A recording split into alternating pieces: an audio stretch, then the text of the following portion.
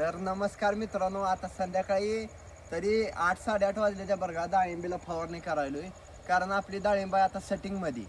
पण काय व्हायला लागले, जरा जास्त ऊन पडायला लागल्यामुळे उन्हाची आपले मोहोळाची माशी असते का ती बाहेर येई नाही. त्यामुळं आता आपण फवारणी द्यायला लागलोय. तर त्या औषधाचं नाव काय आहे तुम्हाला सांगतो. तर औषधाचं नाव आहे बायो कॅन्ट्रा म्हणून औषधाचं नाव आहे. ती फवारणी द्यायला लागलोय आपण.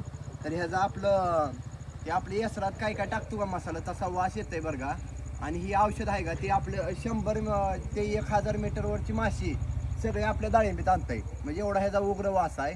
त्या वासानं माशी येते बरं का जास्त प्रमाणात. तर आता फवारणी घ्यायला लागलो, संध्याकाळचीच फवारणी घ्यायची आहे बरं का. तर इथंच आपली डाळिंबाई घराला चिटकून.